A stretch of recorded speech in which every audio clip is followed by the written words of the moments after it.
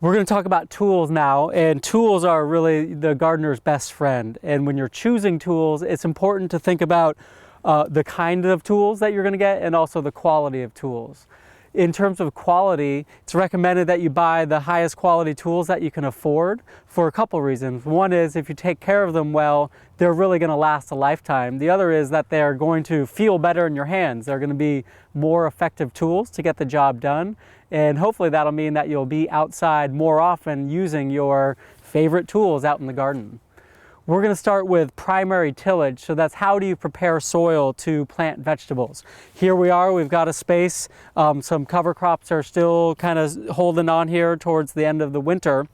And primary tillage is all about fluffing up the soil and trying to introduce air to it such that the roots are able to get down into the soil quickly. So the tools that are going to be preferred for that include these two.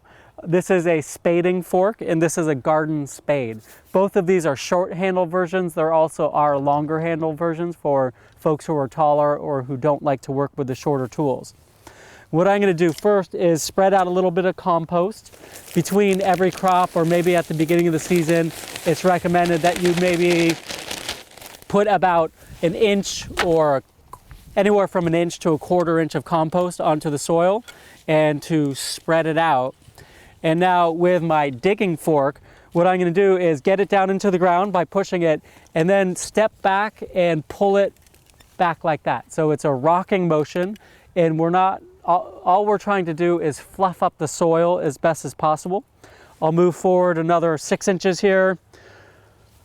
Do the same thing, rocking backwards. If you do this ergonomically, bending my knees a little bit, it feels pretty good on the body. So generally what we recommend is that folks do that in one direction across the length of the bed, and then turn at a 90-degree angle and do it again. All we're doing is loosening the soil and fluffing it up. We're not turning the soil over, just using the fork to introduce air to mix in the compost, and if you've added fertilizer, you'd also be mixing that in at this time. So that's the digging fork. The spade can also be used just like the fork in terms of loosening up the soil like that, but also comes in really handy for edging a bed. So making a nice clean divider between where you're growing your vegetables and where you're standing for your pathways. So typically if you use a string line, you can get a nice straight edge of your bed, and you're able to go down the length and have a nice clean edge distinguishing your pathway from your vegetable garden bed. After you've done your primary tillage with these tools, the other main tool you'll use for soil preparation is a hard rake, just like this. And with a hard rake, what you can do is chop up any of the clods that are there. You're also maybe raking out debris, rocks, sticks, things like that. You can also use the back of it and drag the soil nice and evenly. And you're creating a beautiful bed for transplanting or for direct seeding your crops. Soon enough, you're going to also have to be thinking about weed control in the garden, and there are different choices for that. These tools here are called chopping hoes, and the idea is with these cover crops or with these weeds, I can basically do a chopping motion like this, break it up.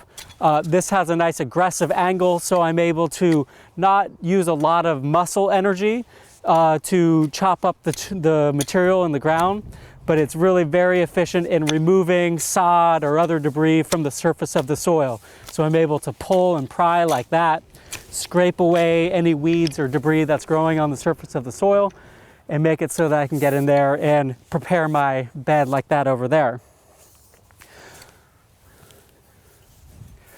Eventually, let's say we've prepared the seed bed and we water it, pretty quickly weeds are going to grow into that area, especially once the soil starts to heat up. So the other main tool for weeding that you might consider is a scuffle hoe like this. This is a triangular hoe. It's made out of a tractor disc. It's nice and solid. It's got great bevels on it. And with this tool, notice that I'm standing up. And imagine really small weeds about this big, maybe 2 inches or so, that grow maybe after about 2 weeks of, after we water, a week and a half, 2 weeks, then I could use this tool to basically just scrape the surface.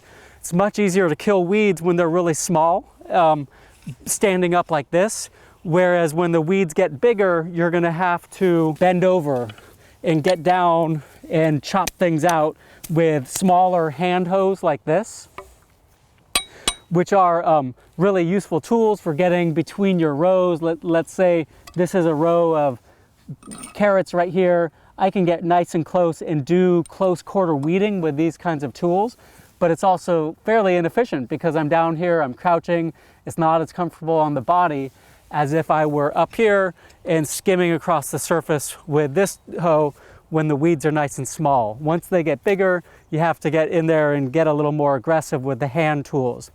Then the last tool I'd like to introduce here is the Hori Hori knife.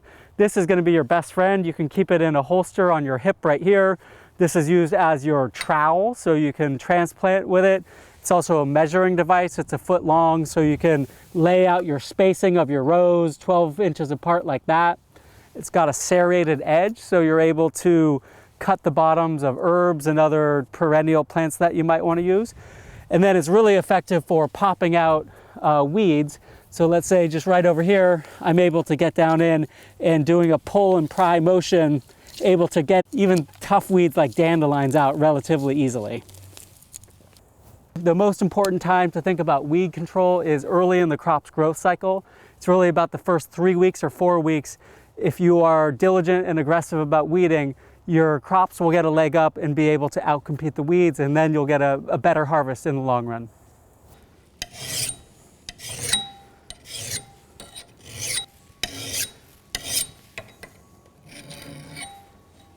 If you buy nice gardening tools, you'll really want to make sure that you protect your investment, and good tools will really last a lifetime if you take care of them well. So number one, with this particular tool, the metal is nice and thick and there's a good bevel on it. So it's reasonably easy to sharpen by putting it in a vise and using a mill file like this, going towards the tip and sharpening it, and then taking the burrs off the backside at the end.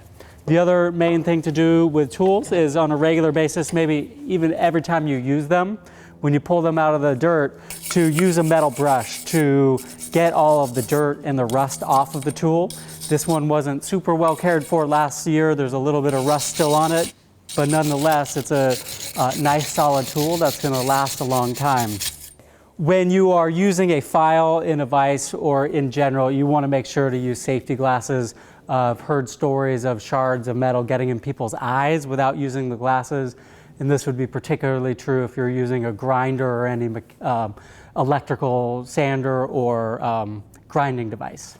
And another good practice with gardening tools is maybe during the winter or in the fall after you've finished using the tools for the year, is to use some linseed oil, to put that on a rag and to rub it down all the metal, and to also rub down the wood handle.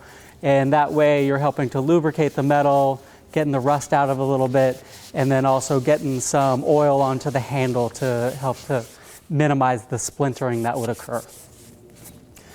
It's good as new.